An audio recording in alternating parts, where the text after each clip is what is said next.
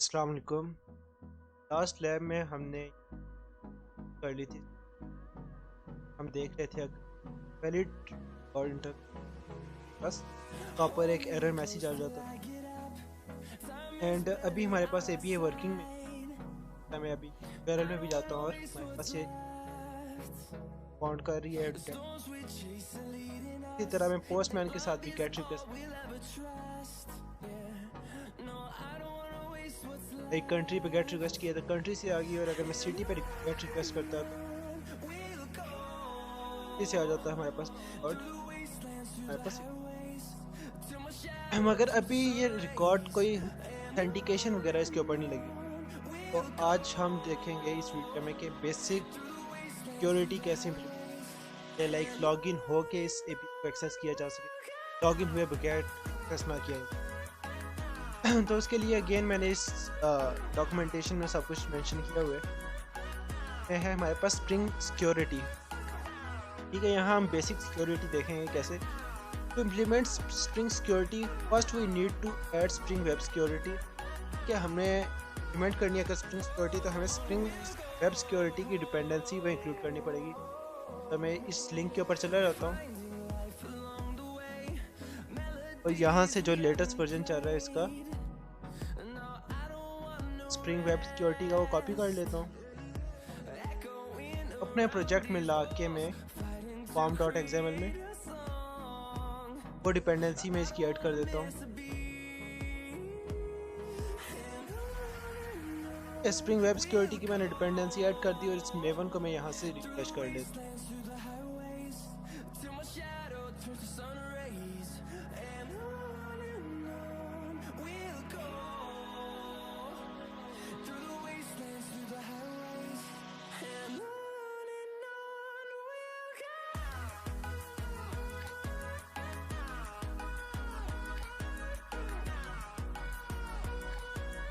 Spring boat starters के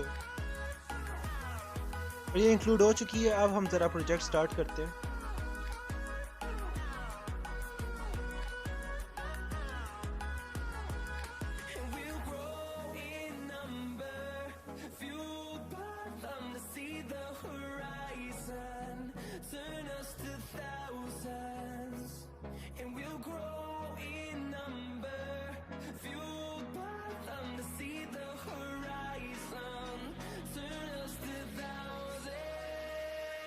call आपके सामने ऑन करके रख,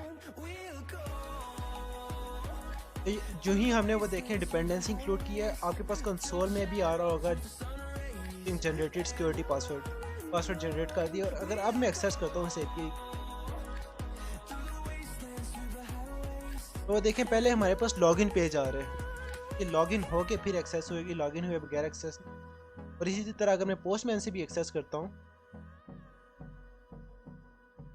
देखें हमारे पास 401 एरर आ गया है, अनऑथराइज्ड का स्टेटस आ गया है कि ये अनऑथराइज्ड रिक्वेस्ट है। तो पहले हमें ऑथेंटिकेशन से होके ऑथेंटिकेशन ऑथराइजेशन से होके तब इसको एक्सेस करना। तो इसका बाय डिफ़ॉल्ट जो यूज़र नेम होता है, आई गेस यूज़र होता है, जो पासवर्ड होता है वो फर्स्ट टाइम जब एप्लीकेशन स्टार्ट होती है तो इसने ये पासवर्ड देता है। पासवर्ड को कॉपी कर लें, इस पासवर्ड से लॉगिन होंगे हम। का यूज़र नहीं है का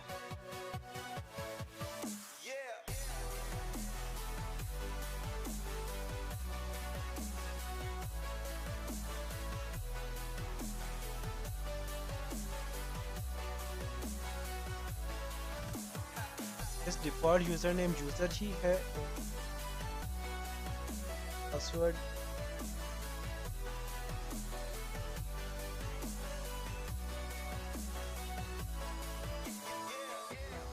ठीक है। तो ये हमारे पास एपीआई एक्सेस हो रही है पासवर्ड के बगैर। अब मैं सिटी की भी एक्सेस करता हूँ तो हमारे पास वो भी एक्सेस हो रही होगी अगर पासवर्ड के साथ। तो इसी तरह अगर पोस्टमैन के साथ अगर देखें हम पासवर्ड वगैरह के बगैर एक्सेस कर रहे हैं तो हमारे पास अनऑथराइज्ड रिक्वेस्ट आ रही है। तो हम क्या करेंगे, यहाँ हमारे पास बॉडी के साथ हेडर्स का ऑप्शन है, यहाँ जाएंगे और हेडर्स के साथ भी बल्कि अपडेटली ऑथराइजेशन पे चले जाएँ। यहाँ से हम जाते हैं और हम कहते हैं बेसिक ऑथराइजेशन या बेसिक ऑथेंटिकेशन हम यूज़ करना चाह रहे हैं। यूज़र नेम हम वही यूज़ करेंगे यूज़र था। पासवर्ड जो हमने यूज़र से हमें मिला था पासवर्ड। और अब इस यूज़र नेम पासवर्ड हेडर में मैंने आप देख रहे होंगे आपके हेडर में तो हमारे पास ऑथराइजेशन भी हम सेंड कर रहे हैं साथ, जिसने एज उसको इनकोड कर दिए। और अब मैं रिक्वेस्ट सेंड करता हूँ तो देखिए अब हमारे पास रिस्पांस आ रहा है और स्टेटस आ रहा है 200। तो ये बेस्ट जो ही हम वो डालेंगे बेसिक वेब सिक्योरिटी की डिपेंडेंसी, तो हमारे पास ये पूरी एप्लीकेशन के ऊपर ये जो है ऑथराइजेशन लग जाती है। और जो यूज़र नेम होता है बाय डिफ़ॉल्ट वो यूज़र होता है, और जो पासवर्ड होता है वो फर्स्ट टाइम जब एप्लीकेशन रन होती है तो उसकी कंसोल में आपको उसका पासवर्ड मिल जाए। मगर हम ये नहीं चाहते, हमारी जो एप्लीकेशन होती हैं उसमें हमारा अपना यूज़र नेम होता है और अपना पासवर्ड होता है, तो हम उस चीज़ को देखते हैं वो कैसे कॉन्फ़िगर होएगा। तो हम उसके लिए एक टेबल बना लेते हैं, एंटिटी बना लेते हैं। इस टर्मिनल पर खोल लेता हूँ, पहले एंटिटी बना लेता हूँ। एंटिटी का कुछ भी नाम रख सकते हैं, मैं इसका नाम एप्लीकेशन यूज़र रख रहा हूँ क्योंकि यूज़र बहुत सारी क्लासेस एग्जिस्ट करती हैं इसमें, तो कन्फ्लिक्ट ना है किसी का।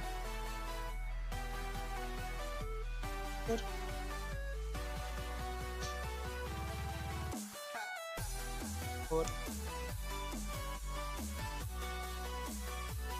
ट्रेलर पे खोल लेता हूँ साथ, इसको मैं एंटिटी बना लेता हूँ ताकि।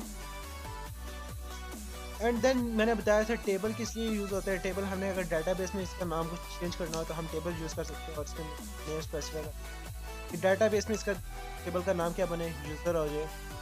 और इसके बाद हम वही no argument constructor, all argument constructor, set getters वो बना लेते हैं।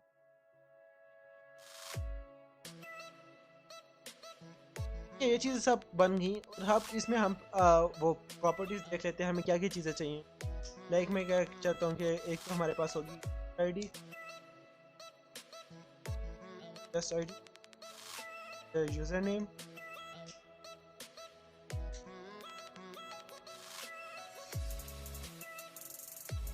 And password.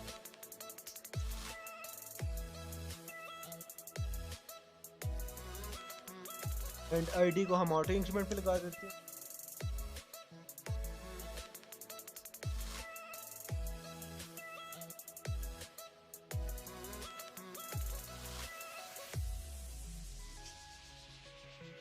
और यूज़र नेम को हम कह देते हैं कि नॉट नल हो या नॉट ब्लैंक।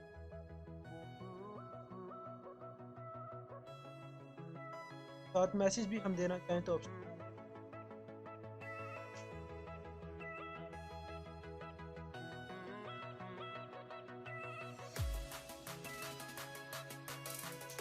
और साथ हम कह देते हैं कि जो यूज़र नेम है वो यूनिक।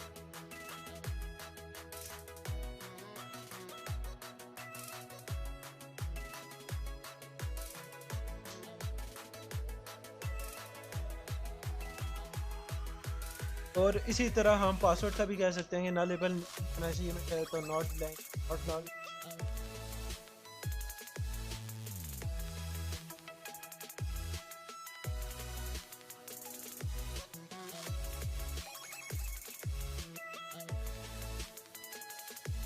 ठीक है, ये हमारे पास यूज़र का टेबल बन गया। उसके बाद आपको पता है जब भी हमारे पास एंटिटी बनती है हमने सेकंड काम करना होता है, इसकी रिपॉजिटरी बनानी होती है जिसमें हम क्या एक्शंस परफॉर्म कर सका करेंगे।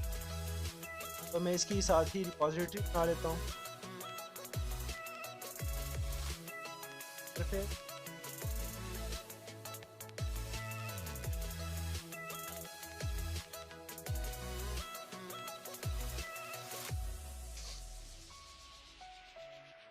तो कि एक्सटेंड करेगा जेपीईआर रिपॉजिटरी।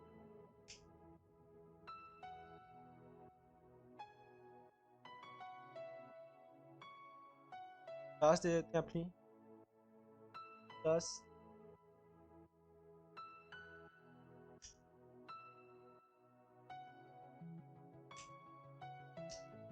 बता देते हैं डिपॉजिट।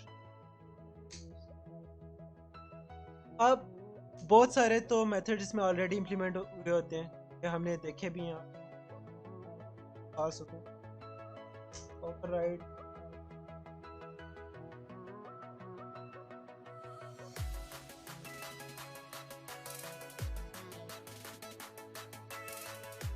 देखिए ऑलरेडी इसमें काफ़ी सारे मेथड हैं। फाइंड ऑल में सॉर्टेड भी हो रही है, हम सॉर्ट भी कर सकते हैं।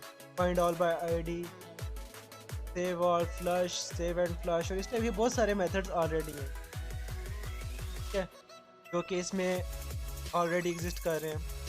पेजिनेशन भी इसमें एग्जिस्ट कर रही है, हम इसमें पेजिनेटेड हुए वो डाटा भी मंगवा सकते हैं। तो इसी तरह मगर मैं अभी क्या करना चाह रहा हूँ, लाइक अभी जब हमने इंटर करना होगा तो हमें यूज़र नेम चाहिए होगा। तो मैं कहता हूँ कि एक हमें यूज़र नेम चाहिए, क्या एप्लीकेशन यूज़र का ऑब्जेक्ट रन करेगा। तो यहाँ हम कोई भी मेथड बना सकते हैं। मेथड बनाने का हमारे पास तरीका क्या है, हमने क्या करना है, फाइंड बाय, देन हमने आगे फर्दर उसका वो बता देना है जो हमारे कॉलम्स का नाम थे।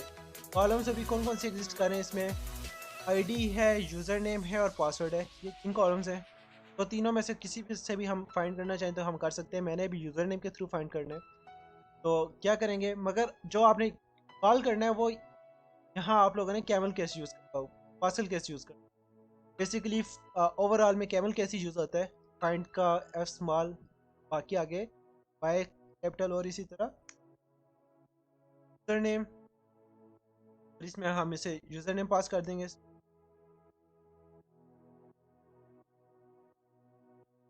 जस्ट हमने इंटरफेस में एक मेथड की डेक्लेरेशन कर दी है। अब इसकी जो इम्प्लीमेंटेशन है वो स्प्रिंग ने खुद ही करनी है। जस्ट हमने एक प्रॉपर फॉर्मेट में कहा है कि फाइंड बाय यूज़र नेम, और अब ये स्प्रिंग का काम है कि उसको फाइंड बाय यूज़र नेम करके देगा। जो हम इसे यूज़र नेम पास करेंगे तो ये फाइंड करके देगा।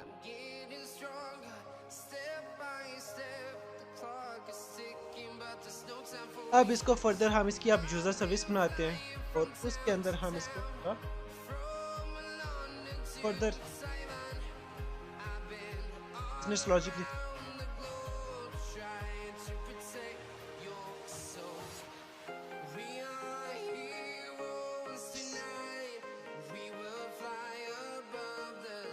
वही प्रोसेस से हम पहले एंटिटी बनाते हैं, फिर उसके बाद रिपॉजिटरी बना रहे हैं, उसके बाद सर्विस बना रहे हैं, सेम प्रोसेस ही फॉलो कर रहे हैं।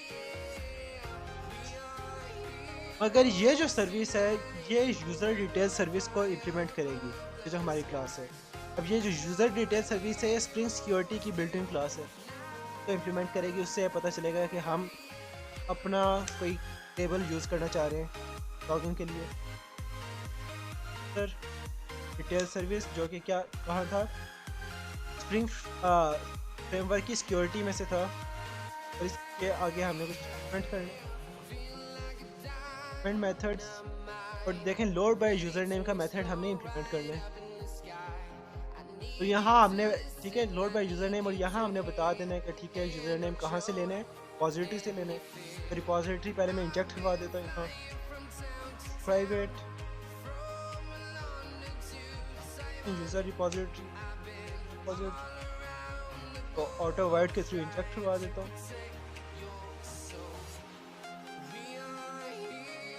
अब ये रिपॉजिटरी से हम यूज़र नेम फाइंड करके लेंगे।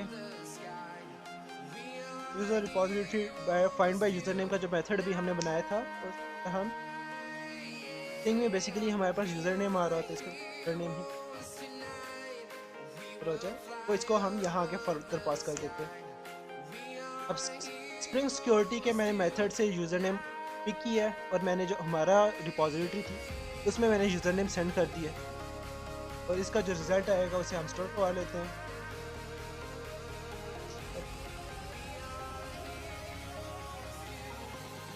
तो यहाँ हमारे पास उसका रिज़ल्ट आ जाएगा जो भी यूज़र नेम फाइंड करके लाएगा, और इसको आगे हम फर्दर रिटर्न करवा देते हैं। नल की बजाय हम क्या कह देते हैं, रिटर्न न्यू। और अब ये यूज़र जो है ये स्प्रिंग फ्रेम सिक्योरिटी वाला यूज़र रिटर्न करूँगा। अब बेसिकली जो हमने फाइंड किया वो हमने स्प्रिंग सिक्योरिटी वाला यूज़र नेम नहीं फाइंड किया, हमने अपने टेबल से फाइंड कर लिया, और बाद में जो अटैच कर दी वापस स्प्रिंग सिक्योरिटी के साथ ही वो यूज़र नेम अटैच कर रहा हूँ। इसको मैं वही यूज़र नेम अटैच कर देता हूँ, user dot gate user name, और इसका यूज़र डॉट गेट उसका पासवर्ड। दोनों चीज़ें हमें इस सब्जेक्ट से मिल जाएंगी, ठीक है। और साथ हमने थर्ड एक पैरामीटर देना है जो कि अरे लिस्ट है। एम्प्टी अरे लिस्ट पास कर देनी है। और क्यों पास करनी है?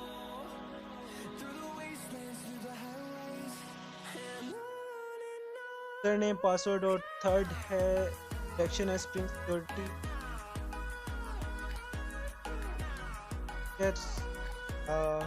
तो ये चलें छोड़े। ठीक है, ये काम हो गया हमारा। यहाँ तक हमारे पास सर्विस भी क्रिएट होगी। यूज़र हमने वही स्प्रिंग सिक्योरिटी वाला इंपोर्ट किया है और हम अब कॉन्फ़िगरेशन हमने फाइल बनानी है। इसमें हम स्प्रिंग सिक्योरिटी कॉन्फ़िगर करेंगे और यहाँ हम बता भी सकते हैं कौन कौन से राउट्स अलाउ होने चाहिए, कौन कौन से राउट्स नहीं अलाउ होने चाहिए। मगर फ़िलहाल जस्ट हम इसे देखते हैं। हम क्या करते हैं, एक नया पैकेज बना लेते हैं कॉन्फ़िगरेशंस का। तो यहाँ हम क्लास बना लेते हैं एक, इसके अंदर हम सिक्योरिटी से रिलेटेड कॉन्फ़िगरेशन करेंगे। उसका नाम रखते हैं सिक्योरिटी करके।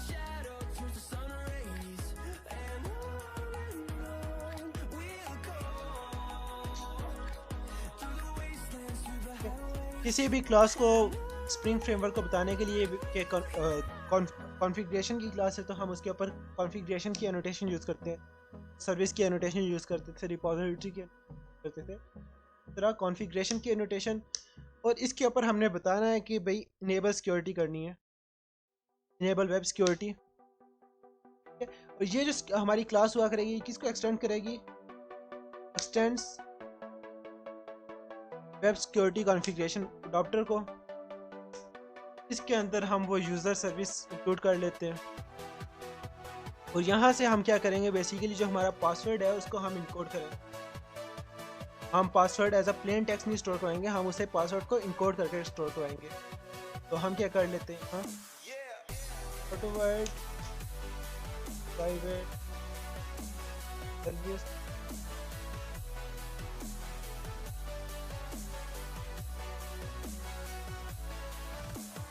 यूज़र सर्विस का ऑब्जेक्ट हो गया।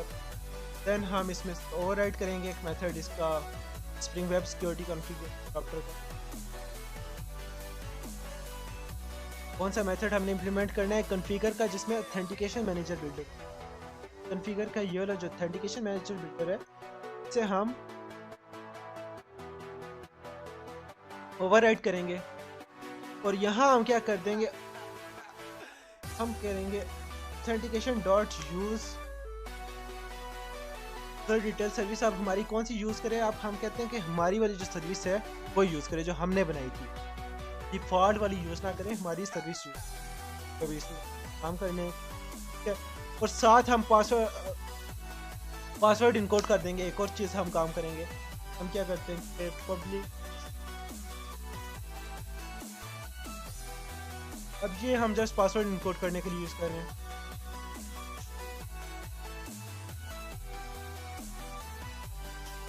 पासवर्ड इनकोडर और इसका फंक्शन बना लेते हैं और ये क्या करेगा, रिटर्न न्यू।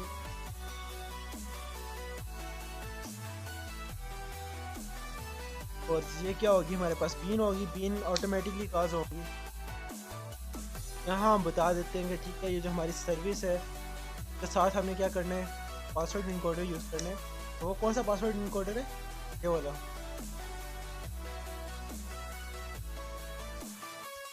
तो यूँ हमारे पास एक कस्टम हमारे पास ऑथेंटिकेशन हो जाएगी कॉन्फ़िगर। अब अगर मैं इसे रन कर रहा हूँ तो हमारे पास एक यूज़र्स का टेबल भी बन रहा होगा जिसके अंदर हमारे पास वही यूज़र नेम पासवर्ड आएगा और हम उस यूज़र नेम पासवर्ड से लॉगिन हो सका करेंगे। साइड ऑफ ये जो बाय डिफ़ॉल्ट आ रहा था यूज़र पासवर्ड।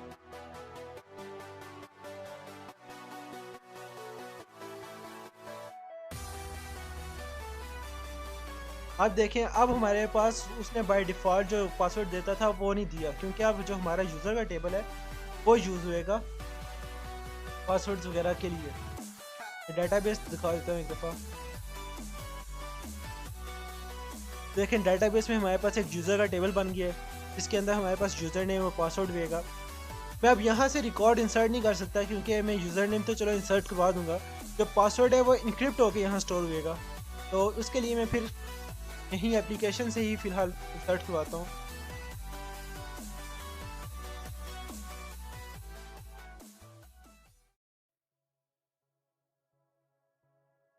हम क्या कर लेते हैं कि फ़िलहाल डमी यूज़र नेम एक इंसर्ट करवा लेते हैं।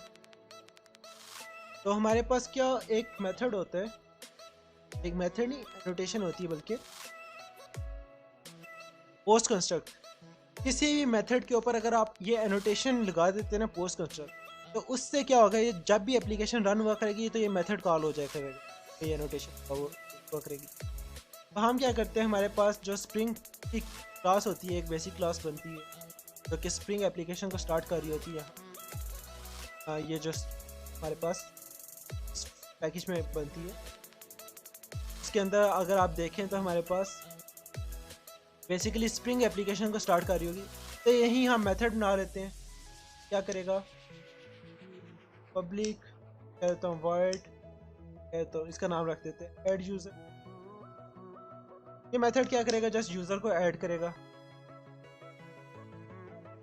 और यहाँ हम वही यूज़र ऐड करने के लिए हम रिपॉजिटरी से फ़िलहाल ऐड करेंगे। हमने देखा था कि रिपॉजिटरी के अंदर मेथड्स होते हैं सेव वगैरह के, तो रिपॉजिटरी को मैं इंजेक्ट करवा लेता हूँ यहाँ ऑटोवर्ड।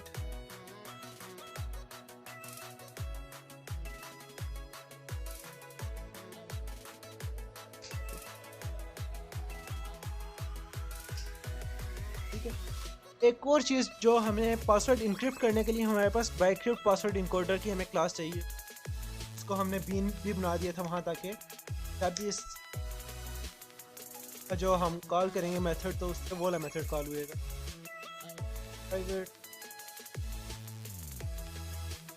पासवर्ड दोनों के ऑब्जेक्ट में इनिशियलाइज कर दिया ऑटोवर्ड के साथ।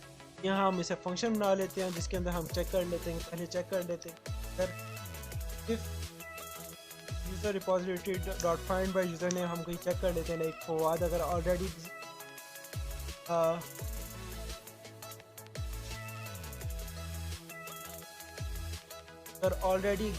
नहीं करता, मैं कहता तब क्या करे, फॉरवर्ड का ऑब्जेक्ट बना दिया।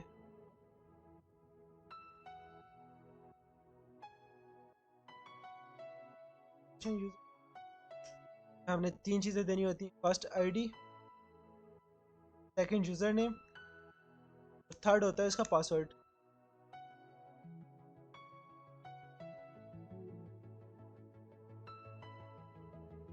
मगर पासवर्ड जो है अभी हम प्लेन पासवर्ड नहीं देंगे, हम ये बाइक्रिप्ट पासवर्ड जो इनकोडर है इससे हम इनकोड करके देंगे, और उसके बाद हम क्या करेंगे, यूज़र रिपॉजिटरी डॉट सेव करवा देंगे। तो पासवर्ड को पहले हम इनक्रिप्ट कर लेते हैं। तो ये जो बाइक्रिप्ट पासवर्ड इनकोडर है इसके ऑब्जेक्ट को हम यूज़ करते हैं डॉट इनकोड। यहाँ हम पासवर्ड लिख लेते हैं जो भी हमारा पासवर्ड होगा, लाइक फवाद ही हमारा पासवर्ड होगा, और इसको मैं किसी में स्टोर कर लेता हूँ। पासवर्ड को हमने इनकोड करवा लिया और पासवर्ड में स्टोर करवा लिया, और इस पासवर्ड को हम पास कर देते हैं पासवर्ड की जगह। अब हम चाहते हैं कि ये जो मेथड हमने बनाया ये ऑटोमेटिकली कॉल हो जाए करे जब हमारी एप्लीकेशन स्टार्ट हो जाए। उसके लिए हम एनोटेशन यूज़ करेंगे पोस्ट कंस्ट्रक्ट की। इससे क्या होगा, जो ही हमारी एप्लीकेशन स्टार्ट होएगी तो ये मेथड ऑटोमेटिकली कॉल हो जाया करेगा। तो अब ज़रा हम अपनी एप्लीकेशन को स्टार्ट करते हैं और चेक करते हैं क्या होता है हमारे पास।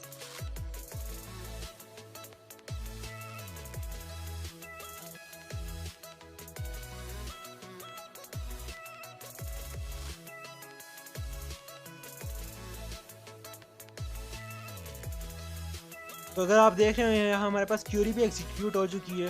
मैं डेटाबेस में जाके एक दफ़ा कोड दिखा देता हूँ डेटाबेस में क्या स्टोर हुआ है।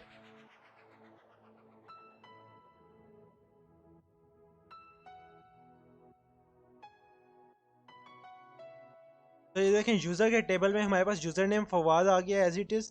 जो पासवर्ड था वो हमने इनक्रिप्ट करके भेजा था, तो पासवर्ड अगर देख रहे हो तो हमारे पास इनक्रिप्टेड पासवर्ड आ रही है। और अब मैं अगर ज़रा सिटी को एक्सेस करूँ तो हमारे पास अगेन लॉगिन आ रहा है, और लॉगिन के लिए अब जो मैंने मेरे क्रीडेंशियल्स थे मैं वो यूज़ करूँगा। देखिए अब हम अपने क्रीडेंशियल से लॉगिन हो पा रहे हैं। और इसी तरह हम अगर इसके ऊपर भी पोस्टमैन से भी हमने लॉगिन भेजना हो तो ऑथराइजेशन पे आता हूँ, तो यहाँ भी मैं वही यूज़र नेम पासवर्ड और जो पासवर्ड था पास करता हूँ और अब रिक्वेस्ट सेंड करता हूँ। देखें हमारे पास रिक्वेस्ट रिस्पॉन्स आ रहा है। अगर हमने ऑथेंटिकेशन ना की होती, नो ऑथेंटिकेशन होती, तो हमारे पास एड्रेस में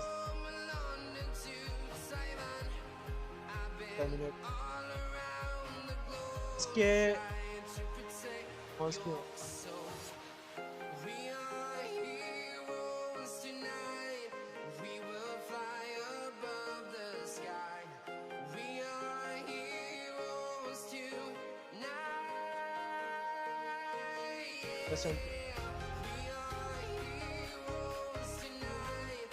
ये मेरे ख्याल से इसने ऑलरेडी कोई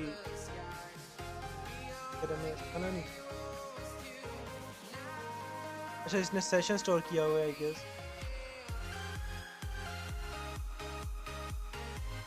चले मैं किसी ब्राउज़र में कर देता हूँ, लाइक न्यू कॉग्निटर विंडो में आता हूँ और यहाँ मैं ज़रा यूआरएल को एक्सेस करता हूँ। देखें यूआरएल लॉगिन हुए बगैर नहीं एक्सेस हुएगा, वहाँ तो इसने सेशन में एज स्टोर कर लिए। अगर मैं इसके वो क्रीडेंशियल रॉन्ग क्रीडेंशियल्स पोस्ट दे के तो हमारे पास देखें एक्सेस नहीं हो। तो अगर राइट क्रीडेंशियल्स ये हमारे पास एक्सेस हो,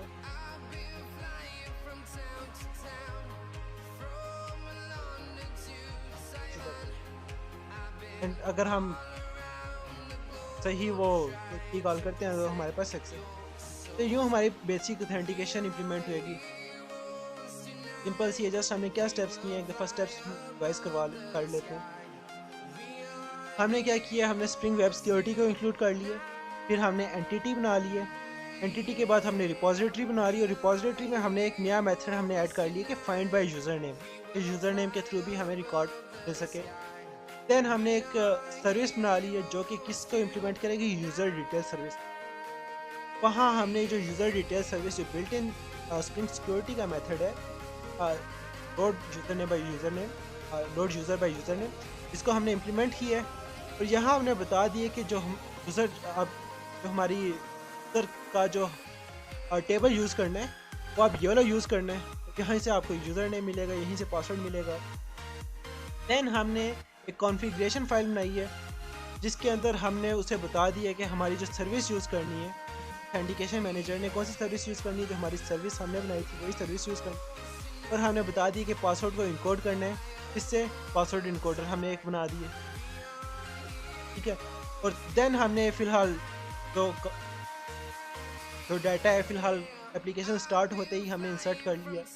बाद में हम देखेंगे कि इस डाटा को हम रजिस्टर करके भी देखेंगे और साइन इन करेंगे। मगर बेसिक ऑथेंटिकेशन आजकल यूज़ नहीं होती, हम आगे JWT ऑथेंटिकेशन पर मूव करेंगे, उसमें हम थोड़ा सा इसमें डिटेल में जाएंगे।